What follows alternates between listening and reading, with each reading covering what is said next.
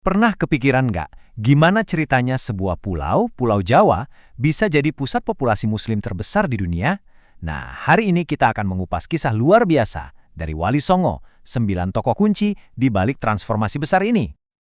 Ya, ini dia pertanyaan besarnya. Gimana caranya?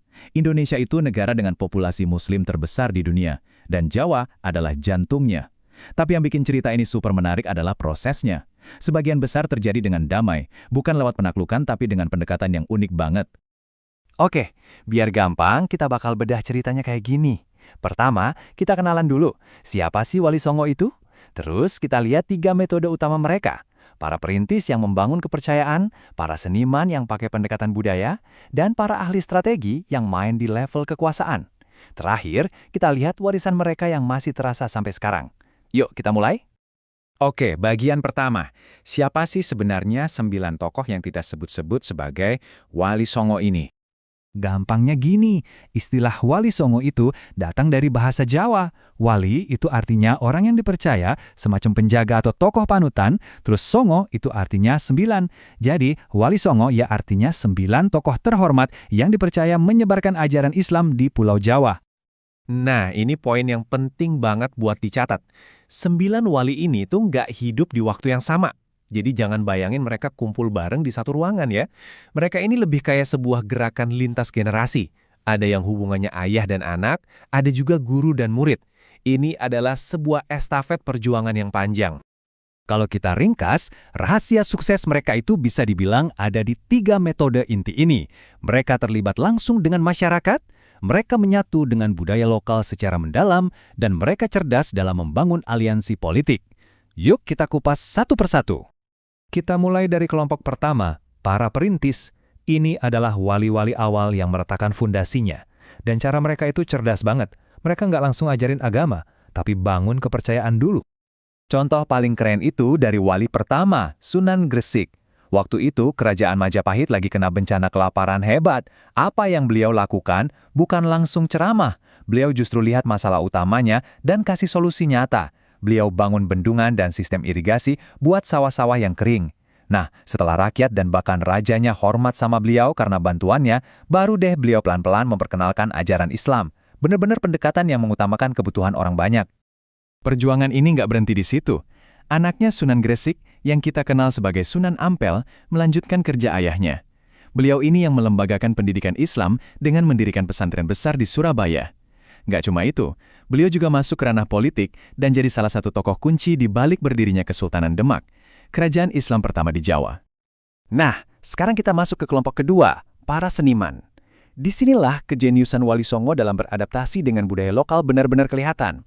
Mereka nggak menghancurkan budaya yang ada, tapi justru menungganginya sebagai kendaraan dakwah. Ambil contoh Sunan Bonang, putranya Sunan Ampel. Namanya aja udah dari alat musik gamelan, yaitu bonang. Beliau pakai alat musik itu buat bikin lagu-lagu dalam bahasa Jawa yang enak didengar, tapi liriknya isinya ajaran-ajaran Islam, zikir, dan kisah Nabi. Jadi, ajaran Islam terasa lebih gampang diterima, nggak asing, dan bahkan menyenangkan. Salah satu karyanya yang paling terkenal itu Tombo Ati, yang artinya obat hati.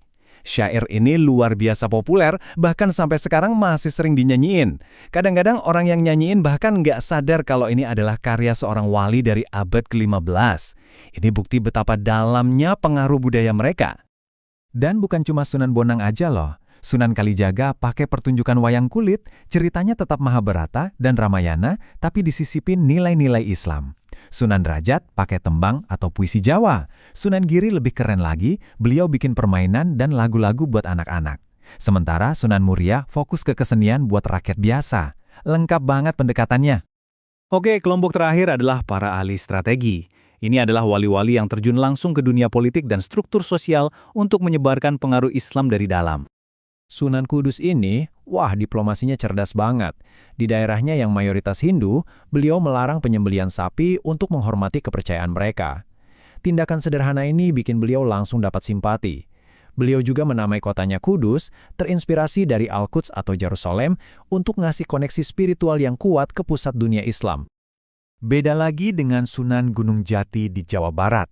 Strateginya lebih ke aliansi politik lewat pernikahan. Beliau menikahi putri-putri dari penguasa-penguasa penting di sekitarnya.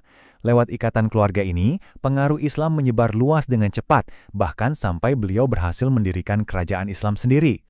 Jadi, kalau kita lihat lagi, mau itu perintis yang bangun irigasi, seniman yang bikin lagu, atau ahli strategi yang membangun aliansi, mereka semua adalah bagian dari satu gerakan besar yang terpadu. Dari ujung timur sampai ujung barat Jawa, mereka semua bekerja untuk tujuan yang sama, saling melengkapi. Lalu, apa sih warisan dari semua ini? Kenapa cerita Wali Songo ini masih relevan dan penting banget buat kita pahami hari ini? Warisan mereka itu gede banget. Coba kita pikirin ya, mereka berhasil mengubah keyakinan sebuah pulau besar secara damai. Mereka menciptakan perpaduan unik antara Islam dan budaya Jawa yang masih kita rasakan sampai sekarang. Mereka mendirikan institusi penting seperti pesantren dan kerajaan. Dan buktinya, makam-makam mereka sampai hari ini masih jadi tujuan ziarah jutaan orang setiap tahunnya. Nah, ini dia intinya. Ini kunci dari semua keberhasilan mereka. Kejeniusan Wali Songo itu bukan mengganti budaya, tapi menenun keyakinan baru ke dalam kain budaya yang sudah ada.